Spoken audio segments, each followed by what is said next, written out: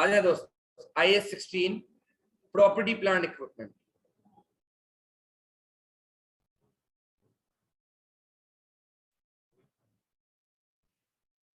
IAS 16 property plant and equipment. आ जाए दोस्त, फिर कल हम IAS 36 पढ़ेंगे बेटा, सबसे इंपॉर्टेंट। आ जाए sir. Sir property plant equipment यानी ये स्टैंडर्ड नॉन करंट एसेट्स के रूल्स पे बात करता है। Rules of tangible non current asset. Non current asset दो तरह के होते हैं, एक टेंजिबल एक इनटेंजिबल। इनटेंजिबल के लिए अलग स्टैंडर्ड है IAS 38, जब पढ़ाऊंगा तो बताऊंगा वहां पे रूल्स। ये rules tangible non current asset के। टेंजिबल नॉन करंट एसेट वो नॉन करंट एसेट जिसकी फिजिकल एग्जिस्टेंस है, जैसे motor vehicle, building, plant machinery, ये सारे टेंजिबल। सर IAS 16 आ जाए property plant and equipment. Sir जब आप एक नॉन करंट एसेट खरीदते हो ना, स्टैंडर्ड आपको बोलता है आपके पास दो रास्ते हैं इस नॉन करंट एसेट को रिकॉर्ड करने के।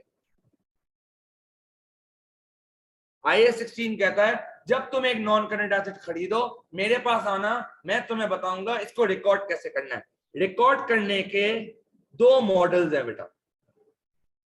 अगेन सर हमने IAS 8 में अकाउंटिंग पॉलिसी पढ़ा था, जब स्टैंडर्ड आपको चॉइस देता है दैट इज अकाउंटिंग पॉलिसी, यानी ये रिकॉर्ड करने का जो मॉडल्स हैं आपकी चॉइस है, इसीलिए पॉलिसी है। एस्टिमेट नहीं है बेटा, ये पॉलिसी है। मैंने आपको IAS 8 में भी बताया था। सर IAS 16 कहता है जब तुम नॉन करंट एसेट खरीदो, मेरे पास आना, मैं तुम्हें इसको रिकॉर्ड कैसे करना है वो सिखाऊंगा। या तो तुम कॉस्ट मॉडल रख सकते हो रिकॉर्ड करने के लिए, या तुम रीवैल्यूएशन मॉडल रख सकते हो। दोनों में फर्क क्या है बेटा, आए समझते हैं। कॉस्ट मॉडल क्या है, where non current asset will be recorded in the financials at cost till the end of its useful life। Sir आपने अगर नॉन करंट एसेट लिया और आपने अगर उसके लिए कॉस्ट मॉडल ऑप्ट कर लिया, ता कयामत जब तक वो एसेट आपके पास होगा आप उसको कॉस्ट पे रिकॉग्नाइज करोगे। और सर जाहिर सी बात है जब कॉस्ट पे रिकॉग्नाइज कर रहा हूं तो डेप्रिसिएशन भी किस पे कैलकुलेट होगी, depreciation will be calculated on cost.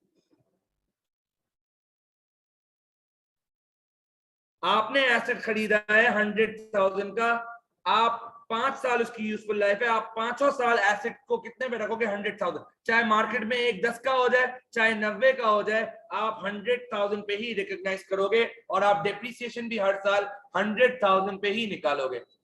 Revaluation model क्या बोलता है बेटा, where non current assets will be recorded, where non-current assets will initially be recorded, where non-current assets will initially be recorded in the financials at cost।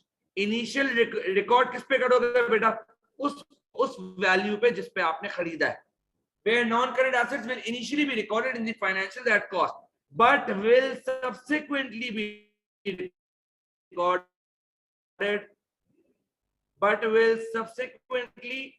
at each year end will be recorded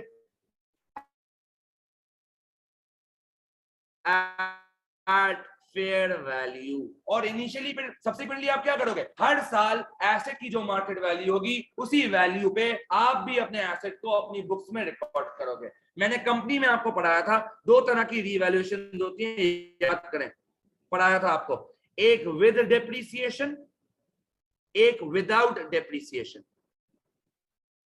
हाँ दोस्त यही पढ़ा था ना। With depreciation में क्या पढ़ा था, याद करें, देखिएगा इधर। विद डेप्रिसिएशन में हमने क्या पढ़ा था सर, आपको पढ़ाया था अगर इंक्रीज इन एसेट होगा आप एंट्री क्या बनाओगे, non current asset debit, provision for depreciation debit. हमने पढ़ा था जब भी एसेट रीवैल्यू होता है सारी पुरानी डेप्रिसिएशन रिवर्स होती है। और सर रीवैल्यूएशन रिजर्व क्रेडिट, ये मैंने आपको वहां पढ़ाया था। और सर अगर डिक्रीज इन एसेट होगा revaluation reserve debit, provision for depreciation debit, और नॉन करंट एसेट क्या होगा बेटा, क्रेडिट। याद है सर, ये पढ़ा था हमने, हाँ भाई कंपनी में पढ़ा था, याद है। और विदाउट डेप्रिसिएशन के केस में क्या होगा, अगर इंक्रीज इन एसेट होगा आप non current asset debit, revaluation reserve credit,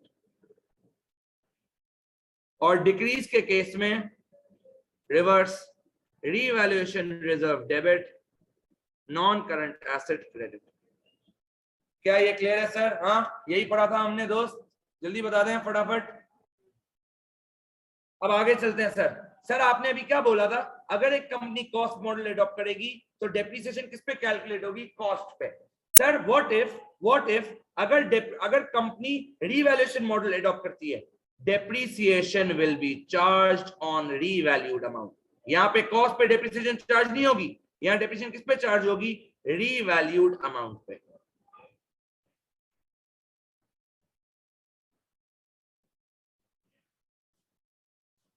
sir आखिरी रूल स्टैंडर्ड का, आखिरी रूल खत्म, फिर बेटा स्टैंडर्ड, छोटा सा स्टैंडर्ड था। आखिरी रूल IAS 16 का, आए पहले रीडिंग करते हैं फिर वो रूल लिखवाता हूं। आए IAS 16 निकाले जरा थ्योरी में। ये रहा सर, प्रॉपर्टी प्लांट इक्विपमेंट, आ जाए। As per IAS 16, an asset should be recorded at its historical cost less accumulated depreciation, that is net book value. A firm should record its assets at its cost model or revaluation model. आखिरी important बात ये पढ़े, ये सबसे ज्यादा important है बेटा, case में आ सकती है ये वाली बात जो अभी रूल लिखवा रहा हूं आपको। If a firm uses revaluation model, it shall account for revaluation for every class of asset. क्या मतलब सर, रूल लिखता हूं यहाँ पे, if entity adopts revaluation model,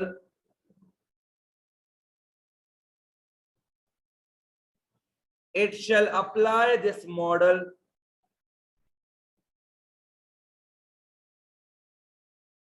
to every class of asset. Sir क्या मतलब इस रूल का, सुनना बेटा, सुनिएगा बेटा, एग्जाम्पल से समझाता हूं। सर अगर एक कंपनी के पास 10 एसेट्स हैं, मोटर व्हीकल है, एक फर्नीचर है, एक प्लांट इक्विपमेंट है, एक बिल्डिंग है, कंपनी ने 10 एसेट खरीदे, कंपनी ने बोला भाई मैं 6 एसेट्स कॉस्ट मॉडल पे रखूंगी, मैं 4 एसेट्स रीवैल्यूएशन पे रखूंगी। स्टैंडर्ड ने बोला ये नहीं हो सकता, स्टैंडर्ड ने बोला you can not do this. अगर आप रीवैल्यूएशन मॉडल ऑप्ट कर रहे हो तो सारे 10 के 10 एसेट्स आपको रीवैल्यूएशन पे ही रखने होंगे। अगर आप कॉस्ट मॉडल अडॉप्ट कर रहे हो आपको सारे के सारे 10 एसेट्स कॉस्ट मॉडल पे ही रखने होंगे। ये नहीं कर सकते कि आधे कॉस्ट पे आधे रीवैल्यूएशन पे, सारे एसेट्स एक ही मॉडल पे रिकॉर्ड होंगे, या तो कॉस्ट पे या रीवैल्यूएशन पे। क्या ये रूल क्लियर है? हाँ दोस्त, सबसे 1 मिनट रह गया।